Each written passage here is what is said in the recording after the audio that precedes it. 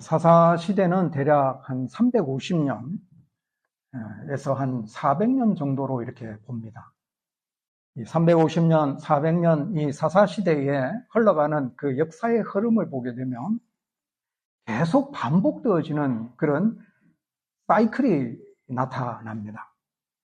이스라엘 백성들이 하나님께 범죄하고 이 범죄한 이스라엘 백성들을 하나님께서 징계하시고 하나님의 징계 가운데 이스라엘 백성들이 힘들어서 괴로워서 하나님 앞에 부르짖을 때에 하나님께서 그 이스라엘 백성들의 부르짖음을 들으시고 한 사사를 세우시고 그래서 그들을 구원하여 주시는 이런 역사의 흐름이 계속 반복되어집니다. 사사시대에 나타나는 사사들이 12명인데요. 우리가 일반적으로 표현하기를 대사사, 소사사 이렇게 구분하기도 합니다만은 6대6입니다. 대사사 6명, 소사사 6명. 12명의 사사들이 세워지면서 이 반복되어지는 이런 사이클이 계속 나타나는 것을 볼 수 있습니다.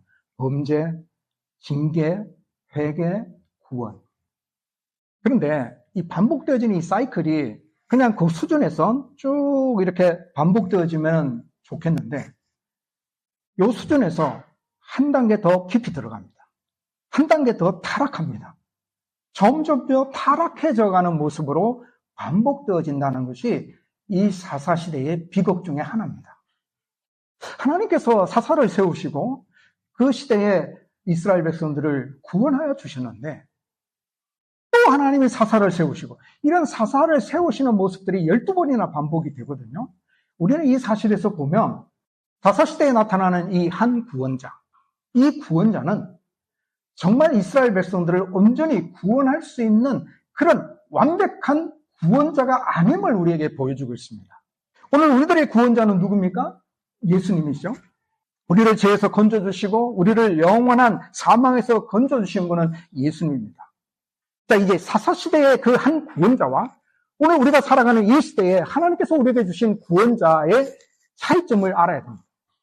우리에게 주신 구원자이신 예수님은 사도행전 4장 12절에는 이렇게 이야기합니다. 다른 이름으로서는 구원을 얻을 수 없나니 천하 인간에게 다른 이름으로 구원을 얻을 만한 이름을 주신 적이 없다라고 했습니다. 예수 그리스도 외에 다른 이름으로 구원을 얻을 수 있는 구원자가 없다라는 겁니다. 자, 그 다음에 히브리서 10장을 한번 넘어가 봅시다. 이 뜻을 따라 예수 그리스도의 몸을 단번에 들이심으로 말미암아 우리가 거룩함을 얻었노라.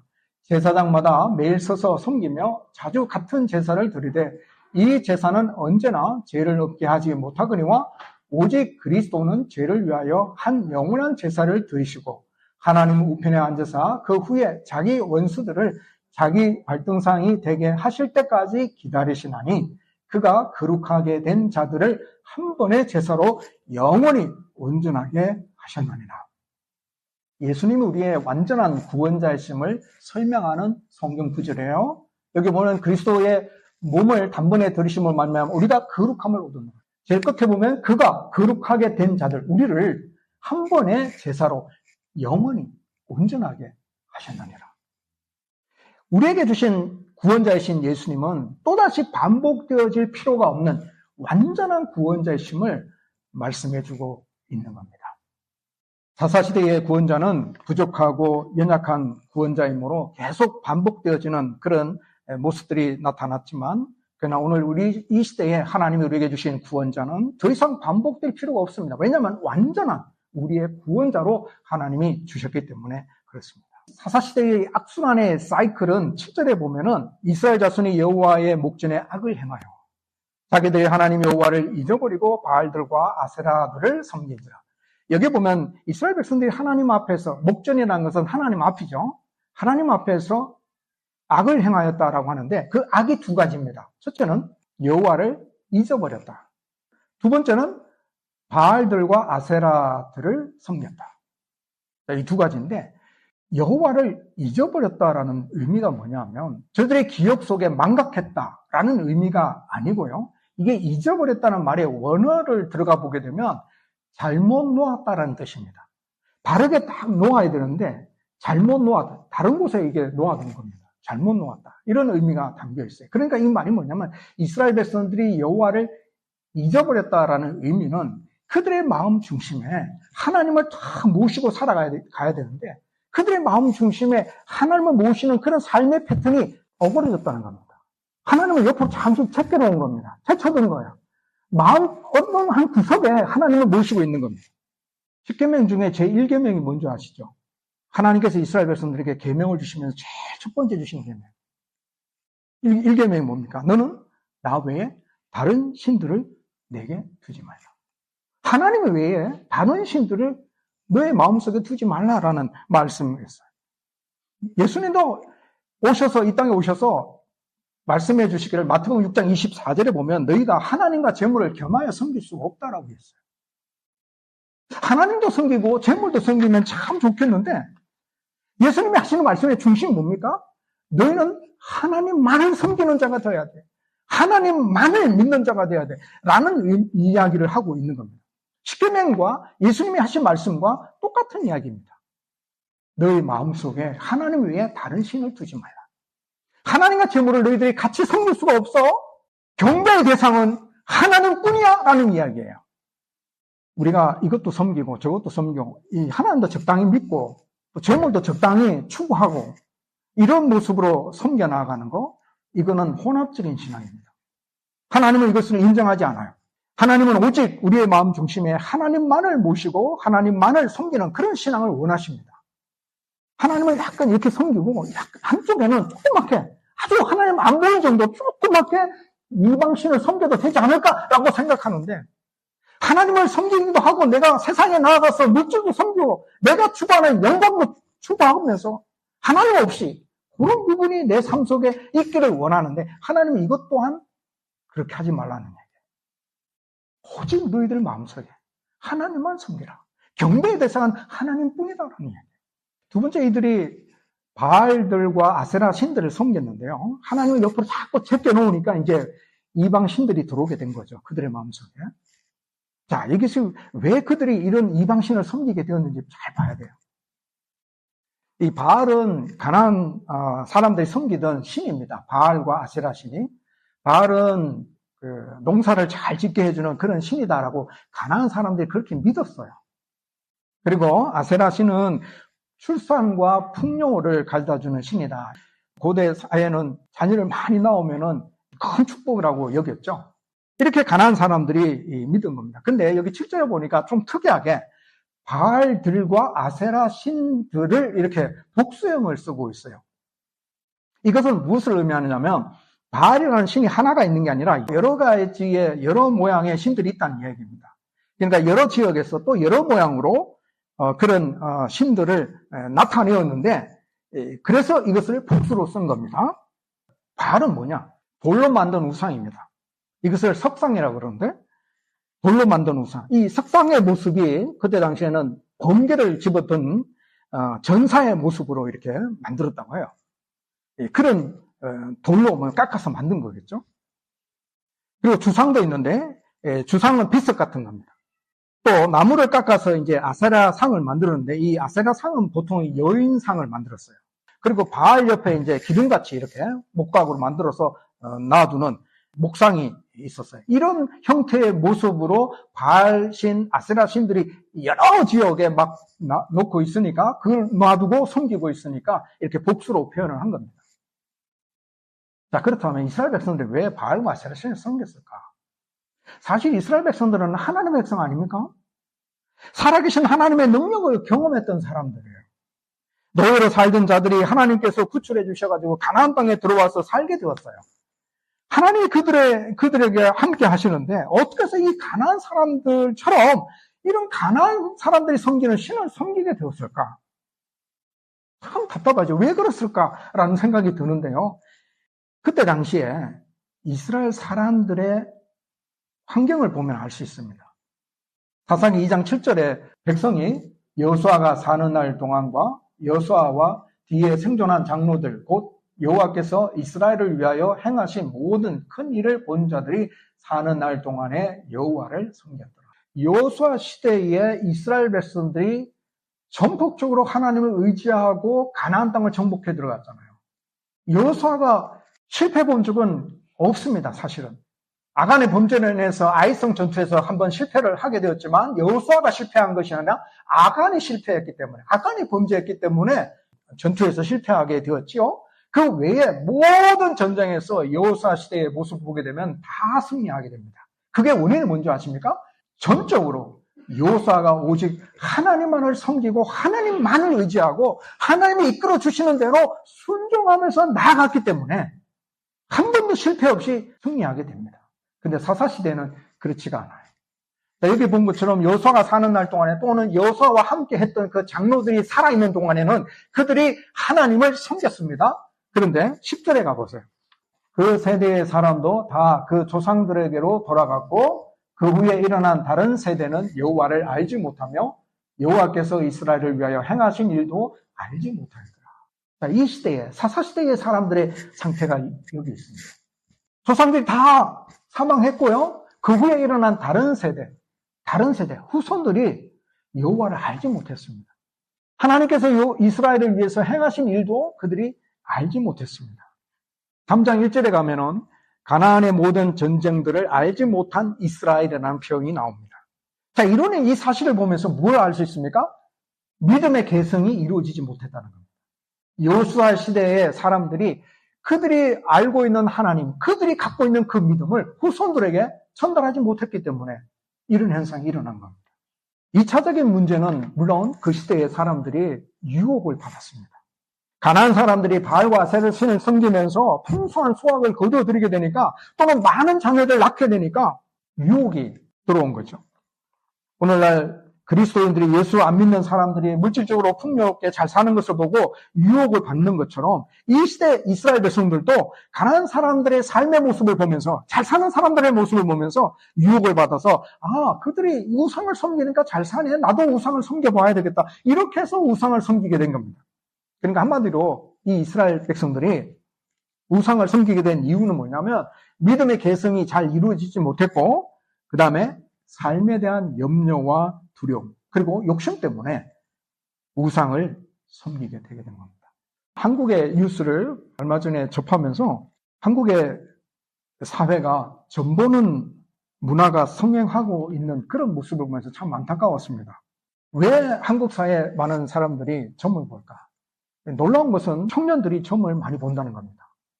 타로점이라든지 점들을 많이 본대요. 왜 이 사람들이 점을 볼까? 그것은요, 그들이 스트레스가 너무 심하기 때문에 그렇습니다. 삶을 살아가는 그런 여러 가지 염려와 두려움 때문에 뭔가 조금이라도 안위를 얻고자 그렇게 점을 본다는 거죠. 그런데 점을 본다고 해서 그게 참된 위로가 되겠습니까? 아니지 않습니다.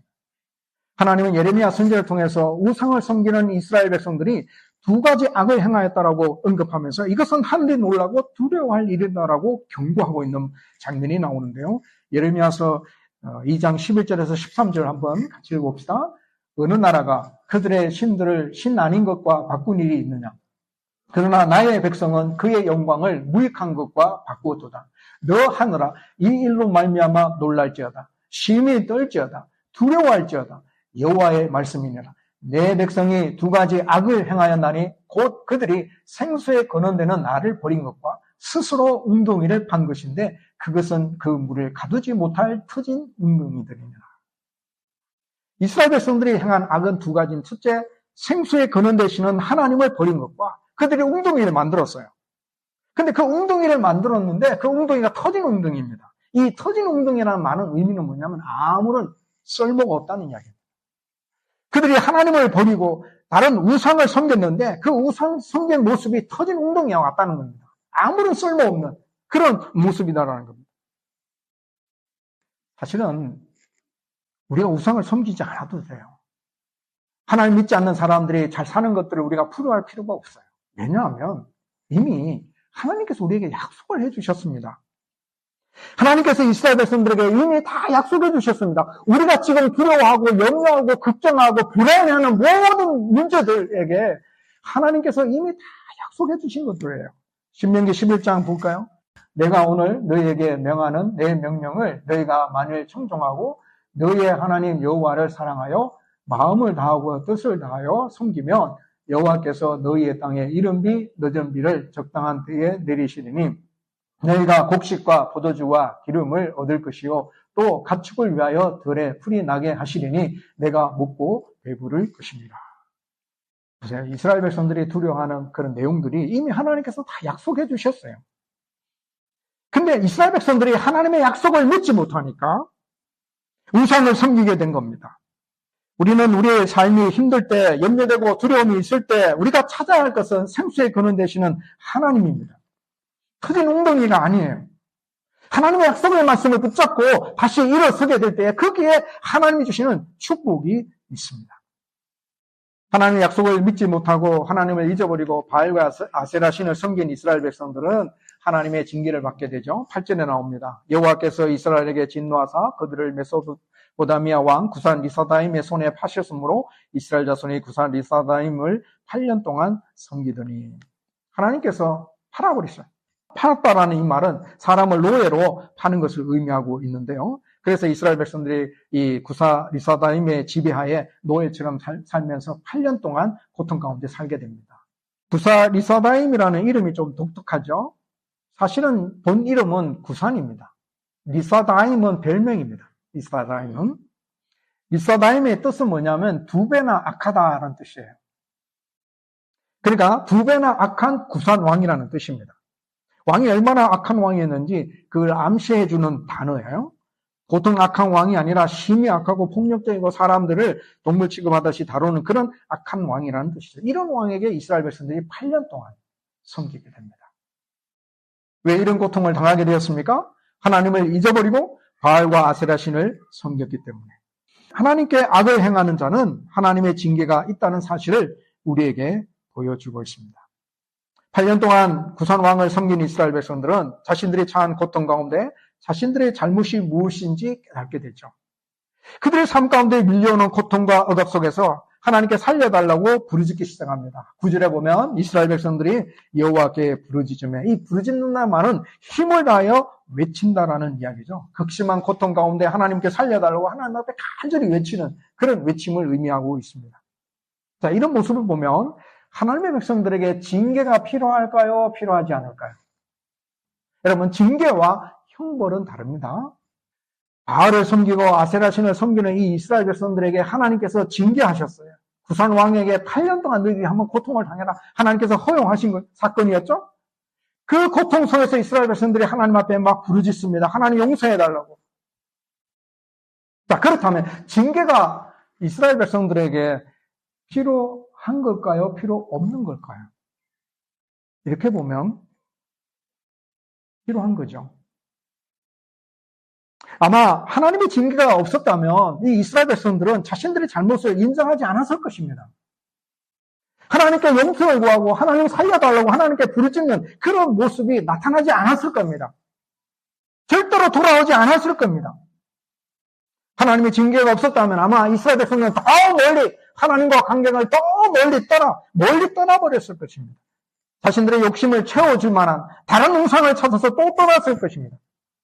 하나님의 징계가 있었기 때문에 이스라엘 백성들이 회개하고 하나님께로 돌아오게 되죠. 그래서 잠언 3장 11절과 12절 말씀에 보면 같이 읽읍시다. 내 아들아 여호와의 징계를 경히 여기지 말라. 그 꾸지람을 싫어하지 말라. 대저 여호와께서 그 사랑하시는 자를 징계하시기를 마치 아비가 그 기뻐하는 아들을 징계함 같이 하시고. 하나님의 징계는 정말 힘들고 괴롭습니다. 그러나 하나님의 징계는 나에게 주는 형벌이 아니라 권면이고 바른 길을 가게 하는 안내 역할을 하는 것임을 우리가 깨닫게 될 때에 하나님의 징계가 오히려 복이 됨을 깨닫게 됩니다. 히브리서 12장 11절에 보면 같이 읽읍시다. 무릇 징계가 당시에는 즐거워 보이지 않고 슬퍼 보이나 후에 그로 말미암아 연단받은 자들은 의와 평강의 열매를 맺느니라. 하나님께서 우리에게 주시는 징계는 결국에는 의와 평강의 열매를 맺게 하신다. 이게 바로 성숙한 그리스도인으로 자라게 하시는 하나님의 목적이 있는 징계의 모습임을 우리가 발견하게 되죠. 하나님께 부르짖었을 때에 하나님께서 이스라엘 백성들에게 응답하시는데 9절에 보면 한 구원자를 세우시죠. 이 구원자가 누구냐면 온니엘입니다. 이스라엘의 첫 번째 사사는 누굽니까? 온니엘입니다. 이 온니엘이 어느 날 갑자기 팍 이렇게 나타난 인물이 아닙니다, 사실은. 이 온니엘은 가나안 땅 정복해 들어갈 때에도 있었던 인물입니다. 갈렙과 아주 밀접하게 함께 막 전쟁에 나가서 싸웠던 인물입니다. 갈렙이 헤브론을 점령하잖아요. 84세 때 헤브론을 점령하면서 점령하고 난 다음에 기랏세벨을 점령하고자 할 때에 갈렙이 이런 조건을 내겁니다. 기랏세벨을 점령하는 자에게 내 딸 악사를 아내로 주겠다라는 이런 선언을 하게 돼요. 그때 이 온니엘이 기랏세벨을 점령하게 되어서 갈렙의 딸 악사와 결혼하게 됩니다.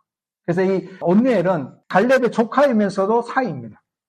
그러니까 이 온니엘은 정복하기 어려운 이 기랏세벨을 믿음으로 도전해서 정복했던 인물입니다. 그리고 온니엘은 유다 출신이죠. 좋은 집안 출신입니다.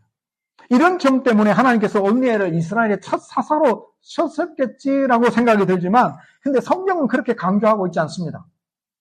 10절에 보면 여호와 영이 그에게 임하셨으므로, 자, 여기서 우리가 잘 봐야 되는 건 여호와 영이 그에게 임하였으므로. 그러니까 온니엘의 그 용감한 도전의식, 또 하나님을 믿는 믿음, 훌륭한 가문 출신, 이것 때문에 이긴 것이 아니라 성령이 그에게 임하셨기 때문에 이긴 것이라고 강조하고 있습니다. 예수님의 제자들이 성령 받기 전과 성령 받은 후의 모습을 보면 확연히 다릅니다. 성령 받기 전에는 예수님의 제자들이 두려웠고 유대인들이 무서워서 숨는 그런 모습들이 나타나지만 성령 받은 이후에는 예수님의 제자들이 담대히 복음을 전합니다. 채찍에 맞아도 감옥에 갇혀도 그들은 두려워하지 않냐고 포기하지 않냐고 오히려 기쁨으로 복음을 전하는 그런 모습을 나타내고 있는 것을 보게 됩니다. 그 성령이 임하고 성령이 충만해야 하나님의 일을 할 수 있고 어떤 시련이 와도 포기하지 않고 승리할 수 있다는 것을 우리에게 보여주고 있는 거죠. 온니엘이 구산 왕을 이길 수 있었던 비결이 뭐냐면 성령이 그와 함께 하셨기 때문에 온니엘이 이길 수 있었음을 성경이 우리에게 알려주고 있는 겁니다. 우리의 신앙생활도 마찬가지입니다. 우리의 믿음의 세월이 10년, 20년, 30년 되었다고 해서 우리의 신앙생활이 늘 승리할 수 있는 것은 아닙니다. 내 집안이 그리스도인 집안이고 모든 식구들이 예수 그리스도를 믿는다고 해서 내 신앙생활 속에서 늘 승리하는 신앙을 할 수 있다고 생각할 수 없습니다. 신앙은요, 개별적이고 신앙은 성령이 함께 해야 승리할 수 있습니다. 성령이 주시는 은혜와 또 성령이 주시는 능력으로 말미암아 우리가 신앙생활에서 승리할 수 있지 내 힘으로, 내 믿음으로, 내 의지로 승리할 수 있는 것이 아닙니다. 온니엘이 승리할 수 있었던 것은 여호와 영이 그에게 임하였기 때문이죠. 그러므로 우리가 우리의 신앙생활에 승리하기 위해서는 우리도 날마다 성령의 인도하심을 받기 위해서 기도가 반드시 필요합니다. 하루 시작할 때, 마감할 때, 또 순간순간 하나님께서 내 삶 속에 인도해 주시기를, 모든 선택과 판단 속에 하나님께서 역사해 주시기를, 하나님 주시는 지혜와 하나님 주시는 은혜로 인하여 선택하고 바른 길을 갈 수 있게 하나님 앞에 늘 기도하는 신앙의 모습이 우리에게 참 필요합니다. 말씀을 맺습니다. 이스라엘 백성이 하나님 앞에 악을 행하였습니다. 그 악은 뭐냐면 하나님을 잊어버렸다는 거죠. 그들의 중심에 여호와 하나님만을 모시고 살아가는 진정한 하나님의 백성이 되어야 함에도 불구하고 그들의 마음 중심에 옆으로 하나님을 제껴두고 바알과 아세라 신을 섬기는 혼합주의적인 신앙의 모습이 그들의 삶 속에 나타났다는 겁니다. 우리가 믿음 생활을 해나갈 때 이런 혼합주의적인 신앙의 모습으로 나타나지 않도록 우리가 늘 경계해야 될 필요가 있습니다. 세상에 나아가서 일을 해나갈 때에 하나님을 잊어버리며 그 일에 몰두할 때도 있습니다. 내 야망과 내 꿈을 바라보며 하나님을 생각하지 않냐고 밀고 나아갈 때도 있습니다. 주의해야 됩니다. 혼합적인 신앙에 우리가 빠져들지 않냐고. 내 모든 삶의 중심에는 하나님이 계셔야 한다는 사실이에요. 이들이 혼합주의로 살아갈 때 하나님께서 그들을 징계하시고 그들이 구상왕 아래에서 8년 동안 고생하게 되잖아요. 그러나 하나님께서 그의 백성들을 징계하시는 징계의 모습 속에는 형벌이 아니라 그들을 바른 길로 인도하시고자 하시는 하나님의 은혜가 있음을 우리는 기억해야 합니다. 내 삶 속에 하나님 주시는 징계가 있다면, 하나님께서 허용하신 어려움이 있다면 그 어려움 속에 하나님의 형벌이 아니라 하나님의 은혜가 있음을 우리가 기억하고 실망하고 포기하는 것이 아니라 더욱 하나님을 찾는 신앙의 모습으로 나아갈 필요가 있습니다. 징계는 오히려 우리에게 복입니다. 우리의 신앙을 바로 세우는 것이죠. 우리의 믿음을 더 견고하게 세우는 것입니다. 하나님의 은혜의 자리에 나아갈 수 있게끔 만드는 것이 하나님의 징계이기 때문에 오히려 우리에게 복이죠. 이스라엘 백성들이 하나님 앞에 부르짖을 때에 하나님은 온누엘이라는 사사를 세워주셨죠. 이 온누엘이 승리할 수 있었던 것은 그가 성령이 함께 하셨기 때문에 우리의 신앙생활에도 우리가 성령의 인도하심을 받고 성령이 주시는 능력이 반드시 필요합니다. 그러므로 우리가 매 순간 우리가 하나님 앞에 기도할 필요가 있죠. 이스라엘 백성들이 죄를 지어서 8년 동안 고통 가운데 살지만 그들이 하나님 앞에 회개하고 부르짖을 때 하나님께서 주신 은혜는 40년입니다. 40년 동안 태평세월을 누리게 돼요. 시편 30편 5절 말씀처럼 그의 노여움은 잠깐이요 그의 은총은 평생이로다. 징계는 짧고 하나님 주시는 은혜는 평생입니다. 오직 하나님을 내 마음 중심에 모시고 하나님만을 섬기며 살아서 하나님이 주시는 은혜를 평생 누리시기를 주의 이름으로 축복합니다. 기도하겠습니다. 은혜와 사랑이 풍성하신 하나님 아버지, 우리의 신앙이 혼합주의적인 신앙의 모습으로 전락하지 아니하도록 오직 우리의 마음 중심에 하나님만을 모시고 살아가는 우리의 믿음의 삶이 되게 하여 주옵소서. 혹이라도 하나님이 허용하신 징계의 모습이 있다면 그 가운데 우리가 절망하고 실망할 것이 아니라 그것이 오히려 하나님이 주시는 은혜임을 알고 하나님께 부르짖어 하나님이 구원하여 주시는 은혜 속에 살아가는 우리의 삶이 되게 하여 주옵소서.